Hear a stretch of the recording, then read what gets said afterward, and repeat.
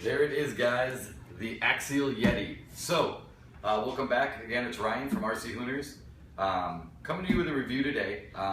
It's not going to be a complete and total unboxing. This truck is not brand new. I actually just bought this truck used for the purpose of doing some reviews and obviously to have a blast with it. By the way, if Axial or Losi or any of those other companies would like to send me some of these trucks in case of reviews, I'd be more than glad to do them for you. So, I'm going to get back right into this one pretty quickly. Again, it's a pretty cool truck, as most Axial products are.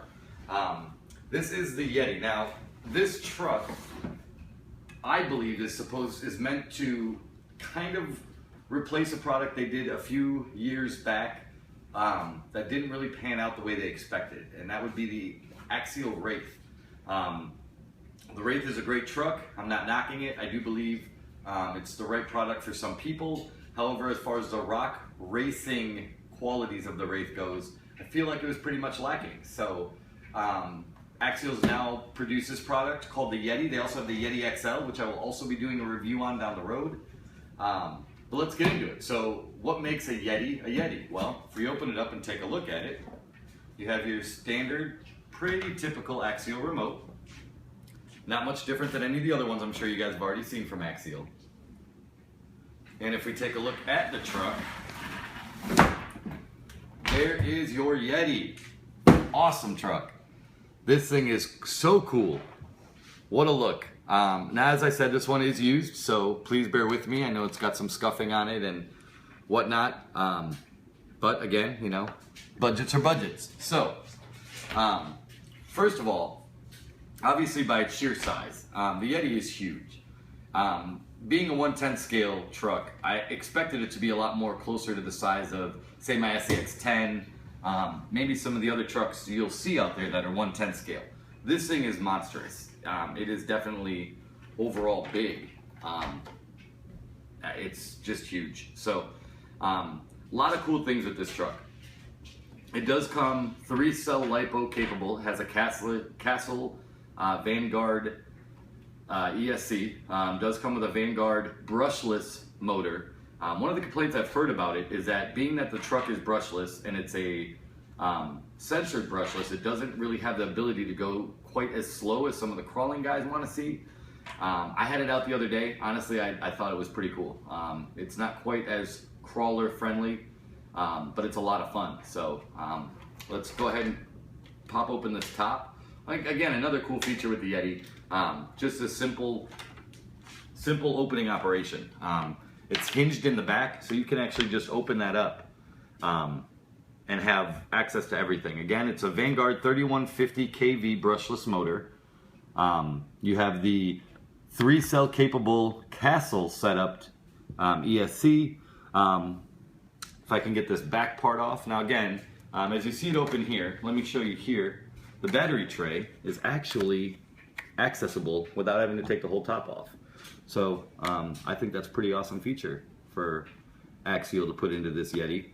But let me show you how this whole thing comes off. So if you actually remove these rear back clips right here, 1 and 2, you're able to get this whole cage right off the truck. And there it is. So that's the inside. You have the receiver box, which is waterproof, so they say. Again, I haven't really tested that product yet. The Vanguard 3150 motor, the ESC. You have a tactical Metal Gear servo, or Tactic Metal Gear servo, I should say, down in there, which is a pretty common product from Axial, is what we're seeing lately. I know I have the Dodge Ram Power Wagon I did a review on, that one has it. So one of the things that kind of took me in love with this thing right off the jump, I love the independent front suspension and the solid rear axle. So you have an independent front suspension, and then you have the solid rear axle. Definitely awesome. Definitely gives this thing a lot of ability and articulation. Another great feature are these aluminum shocks. So the aluminum body shocks, it's a feature I haven't seen on any real Axial product yet from the factory. You have the 90mm up front, and then the 125 monstrous shocks right here in the back. Again, it's just, you know, the detail. I normally personally upgrade all my shocks to aluminum. So the fact that this one kind of came with it is awesome to me. Again, this product is used, but that is a standard feature from Axial. So that kind of is awesome. I mean, honestly, this truck is, it's 4-linked in the back. I mean, it's just a well-made truck. This one I bought the same way I bought the Wraith. I bought the Wraith expecting a rock racer. Ultimately, you know, I expected to be out banging around and having a good time, and you know, the Wraith really didn't satisfy that hunger for me. It was kind of slow. I felt like when it got up into a little bit higher speeds, it broke a lot and often. You know, and it wasn't very fast. It was more of a crawler, which, you know, the crawler guys are, and I'm not knocking it, but they're in love with the Wraith. They think that thing is awesome. This, for a rock racer, is a much more complete product. A 3150 kV brushless motor, awesome. You're definitely going to get out there and bang around. I was surprisingly impressed with how fast this car is.